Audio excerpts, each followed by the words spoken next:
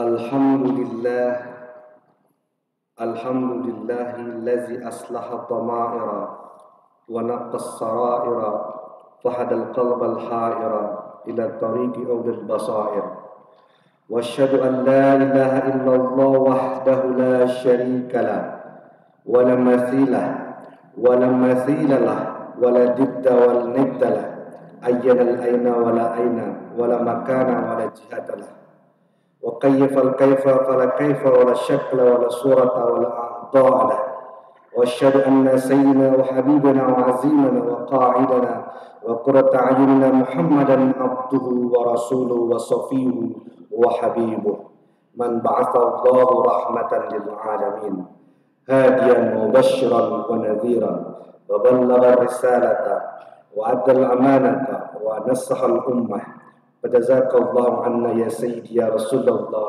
خير ما جزاء نبيا اللهم صل على محمد صلاة تقضي بها حاجاتنا اللهم صل على محمد صلاة تفرج بها كرباتنا اللهم صل على محمد صلاة تكفينا بها ما نتخوف وسلم عليه وعلى إخوانه النبيين المرسلين سلاما كثيرا اللهم صل على سيدنا محمد وعلى آله وصحبه أجمعين أما بعد عباد الرحمن فإني أوصيكم ونفسي بتقوى الله المنان القائل في كتابه القرآن والعصر إن الإنسان لفي خسر إلا الذين آمنوا وعملوا الصالحات وتواصوا بالحق وتواصوا بالصبر.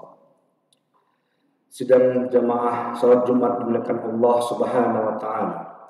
Dalam kesempatan yang sangat berbahagia ini di hari Jumat yang penuh istimewa, dengan penuh rasa syukur atas semua nikmat yang diberikan kepada kita. Pertama, saya sebagai khatib berwasiat untuk diri saya sendiri dan khalayak umum atau jamaah salat Jumat sekalian. Marilah kita bersama-sama senantiasa meningkatkan ketakwaan pada Allah Subhanahu wa taala dengan penuh rasa penghambaan, berusaha sebagai hamba taat untuk menjalankan segala hal yang telah diperintahkan olehnya dan meninggalkan segala larangannya.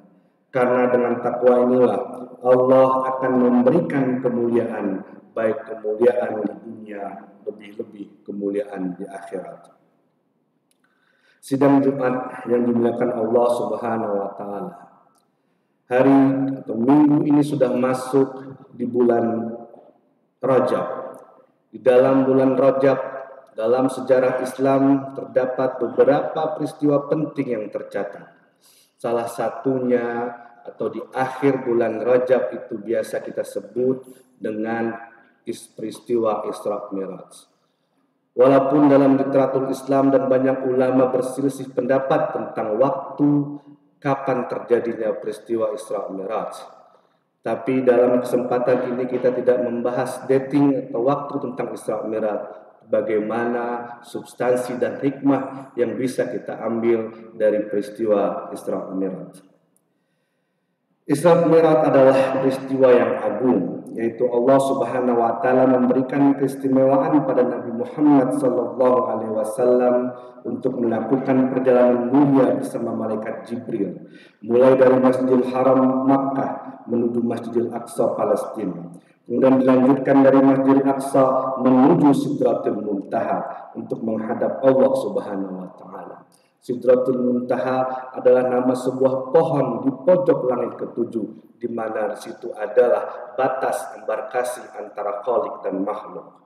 Allah Subhanahu wa taala berfirman dalam surat Al-Isra ayat 1, Subhanalladzi asra bi 'abdihi lailan minal masjidil haram ilal masjidil aqsa alladzi barakna hawlahu linuriyahu min ayatina innahu was-sami'ul basir. Artinya, Maha Suci Allah yang telah memperjalankan hambanya pada suatu malam dari Masjidil Haram ke Masjidil Aqsa yang telah kami berkahi sekelilingnya agar kami perlihatkan kepadanya sebagian dari tanda-tanda kebesaran kami. Sesungguhnya Dia adalah Maha mendengar lagi Maha melihat. Topik atau peristiwa dalam Isra Mi'raj ini selalu diperdebatkan dan selalu terjadi silang pendapat dalam kehidupan Nabi. Artinya peristiwa Isra Mi'raj adalah salah satu yang ada dalam kehidupan Nabi yang sampai hari ini masih diperdebatkan.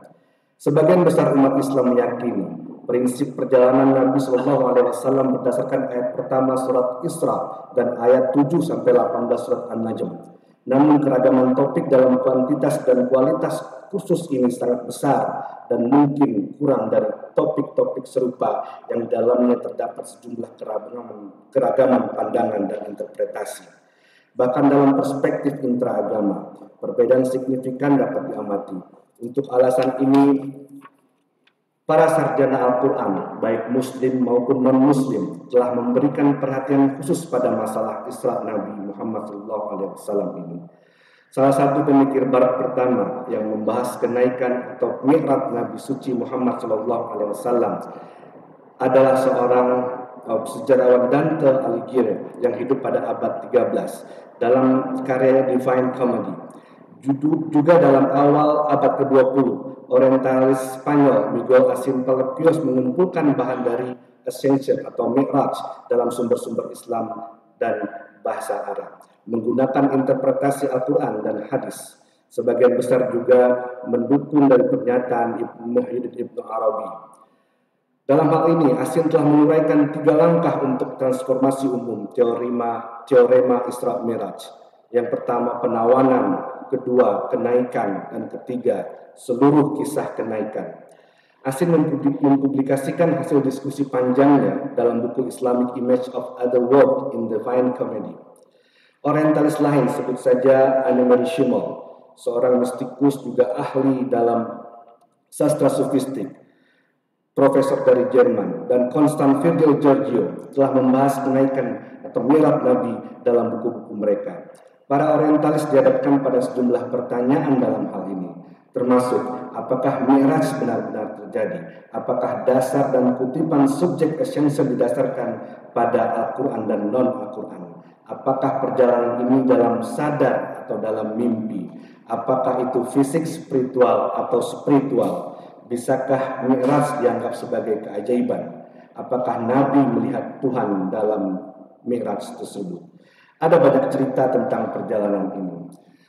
Para orientalis yang telah menjawab pertanyaan ini kita bagi menjadi dua ilmuwan. Yang pertama, Annemarie Schimmel. Schimmel menganggap bahwa kenaikan Nabi atau mi'raj Nabi Muhammad SAW yang diambil dari surat Al-Isra ayat 1 dan diyakini bahwa 2 perjalanan terjadi pada Nabi Muhammad.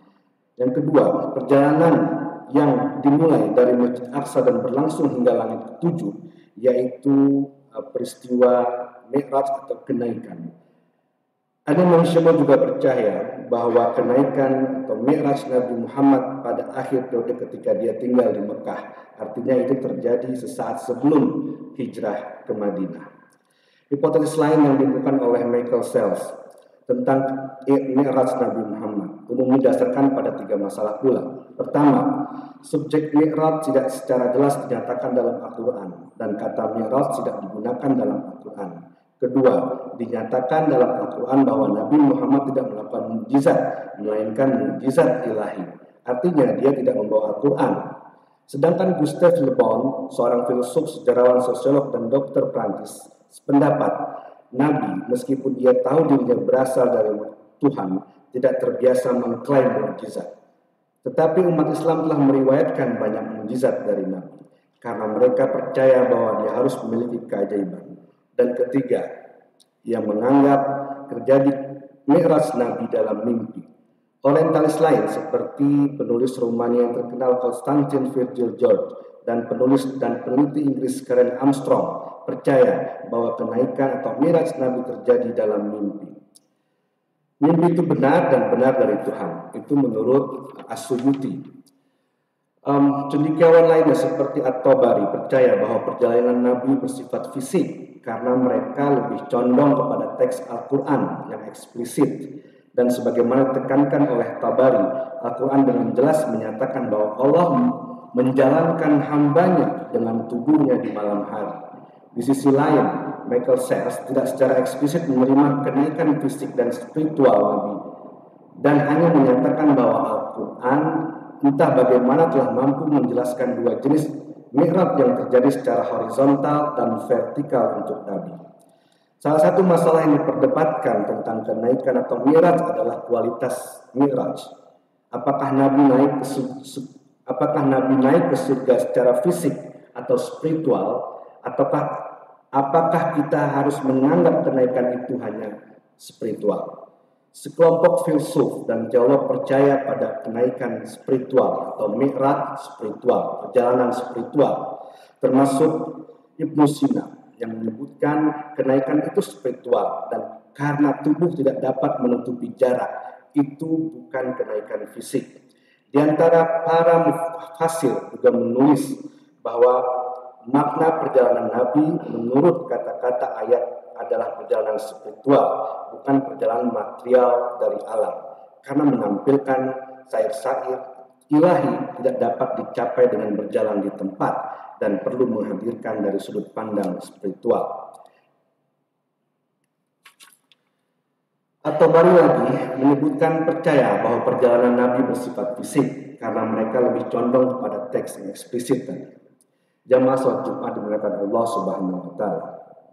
Kembali kepada mayoritas ulama.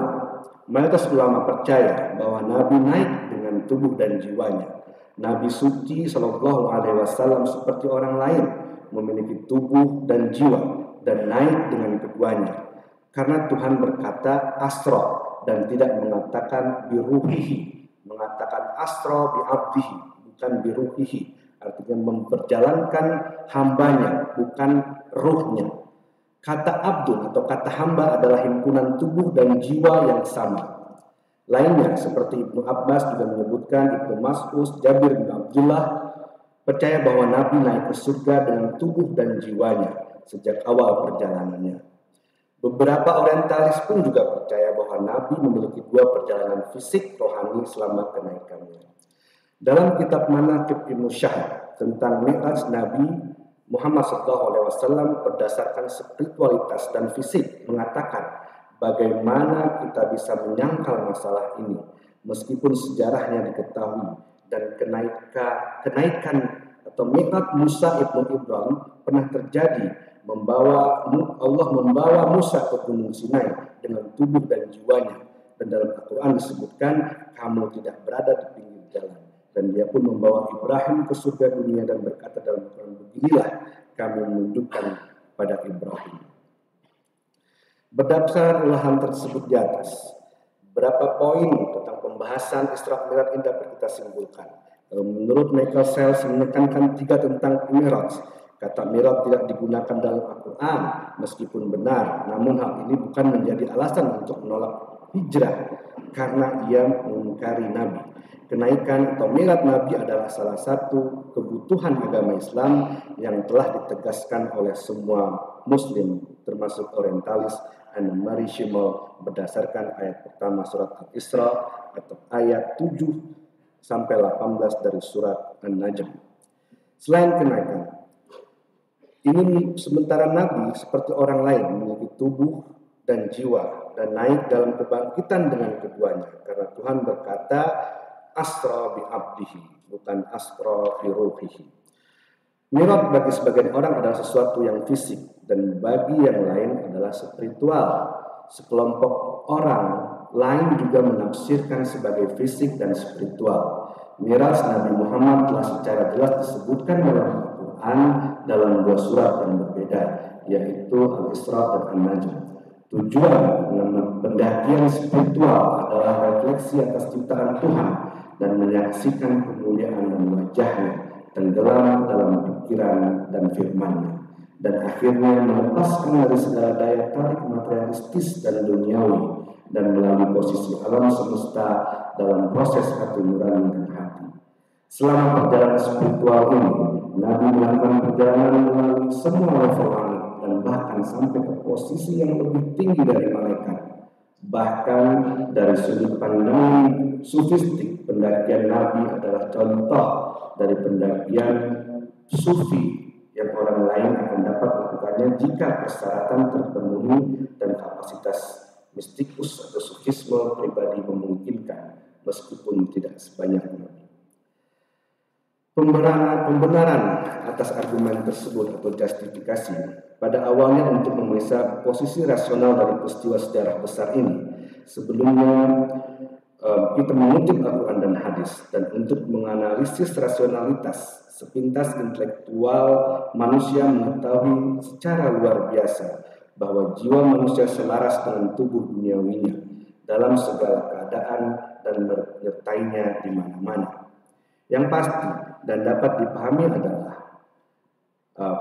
hubungan normal yang dapat terjadi pada populasi manusia secara umum seperti persahabatan jiwa dan tubuh dan perjalanan berbagai tingkat kehidupan dunia mimpi atau persahabatan keduanya dalam urusan kehidupan sehari-hari dan pekerjaan biasa dan dilakukan oleh tubuh manusia di bawah pengawasan dan pengelolaan.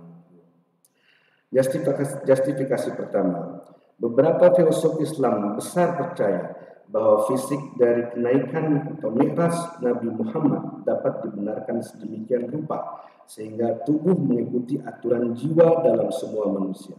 Pada beberapa orang biasa, jiwa menyadari apa yang ingin diciptakannya, tetapi tubuh mereka tidak mematuhi jiwa dan tidak mematuhi perintahnya. Hukum ini tidak berlaku untuk tubuh Nabi SAW yang diberkahi itu. Karena Nabi suci telah mencapai status popularitas lengkap dan peringkat kedekatan dengan tugas di sisi Allah. Bahkan ia mendapat popularitas dari derajat orang yang dicintai. Di satu sisi Tuhan yang Maha Esa mengundang kasihnya ke rumahnya. Yang kedua, ketika dari sudut pandang Al-Quran, pergerakan Nabi Sulaiman oleh angin ke tempat-tempat yang jauh dalam waktu singkat dianggap biasa. Ilmuwan kita dapat memahami dengan baik pergerakan cepat dan tak terlihat itu, seperti pergerakan angin. Mungkin oleh karena itu perjalanan Nabi Shallallahu Alaihi Wasallam juga dapat dianggap sebagai hal yang wajar dan dapat dipahami. Pembenaran keempat, dalam fenomena seperti Mi'raj, para ilmuwan sendiri dapat menyimpulkan bahwa fenomena luar biasa seperti itu tidak mungkin normal dan alami, dan tentu saja kekuatan di luar kekuatan seluruh umat manusia harus berada di balik fenomena ini. Dan kekuatan itu adalah kekuatan yang datang dari Tuhan Subhanahu wa Ta'ala, dan Nabi SAW telah mencapai posisi tertinggi. Dari sudut pandang teknokrat, hipotesis ilmiah telah diterima bahwa gelombang gravitasi dapat ditransmisikan dari satu sisi dunia ke sisi lain dalam waktu singkat dan meninggalkan efeknya. Ketika kita mungkin berada dalam gerakan evolusi, ada sistem yang bergerak menjauh dari pusat dan kutub alam semesta lebih cepat dari kecepatan cahaya. Dan ketika fenomena seperti itu dapat dibayangkan di alam semesta, fenomena seperti Mi'raj itu bukan tidak mungkin secara intelektual dan dapat disesuaikan dan dibenarkan dengan prinsip-prinsip ilmiah zaman sekarang. Dan kemudian terakhir, kita tahu bahwa setiap hewan dan manusia ketika melihat benda lain terhubung dengan benda asing oleh pancaran cahaya yang mengenai matanya. Misalnya, ketika manusia melihat sebuah sistem yang jaraknya 1000 tahun cahaya dari bumi, ia terhubung ke sistem itu. Dalam asumsi seperti itu, akal kita menemukan bahwa ketika kecepatan yang sangat tinggi dan lembut seperti itu dapat terjadi dalam sekejap, kenaikan atau mi'raj Nabi juga mungkin dan dapat diterima dan dapat dianggap wajar. Barakallahu wa lakum bil Qur'anil Karim wa nafa'ani wa iyyakum bima fihi minal ayati wa dzikril hakim. Aqulu qawli hadza wa astaghfirullahi wa lakum wa lisa'il muslimin min kulli dhanbin fastaghfiruhu innahu wal ghafurur rahim.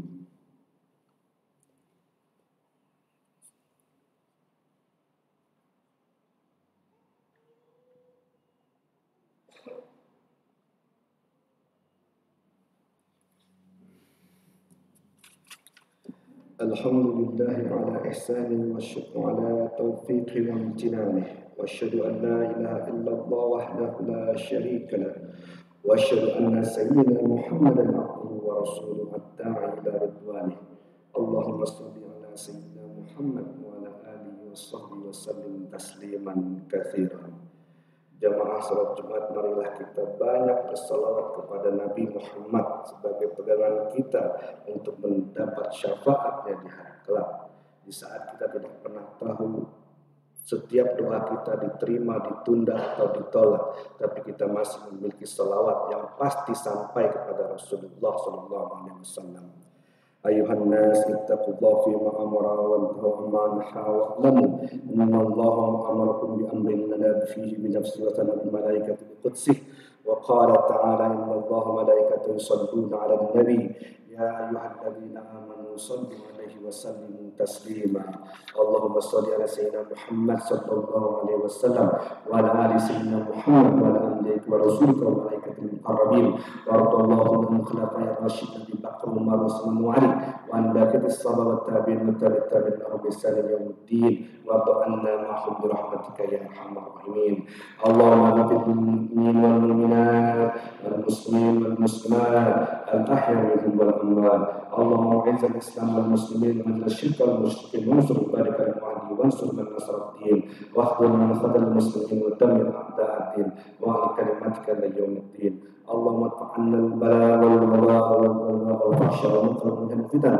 ما ظهر منه وبطن من بلدنا هذه اندونيسيا خاصة ومن بلدان العالم عامة ربنا ظلمنا أنفسنا وإن لم تغفر لنا وترحمنا لنكونن من الخاسرين اللهم بارك لنا في رجب والشعبان وبلغنا رمضان ربنا آتنا في الدنيا حسنة وفي الآخرة حسنة وقنا عذاب النار عباد الله إن الله يأمرنا بالعدل والإحسان وإيتاء ذي القربى وينهى عن الفحشاء والمنكر يعظكم لعلكم تذكرون واذكروا الله العظيم يذكركم واشكروه على نعمه يزدكم ولذكر الأكبر أقيموا الصلاة.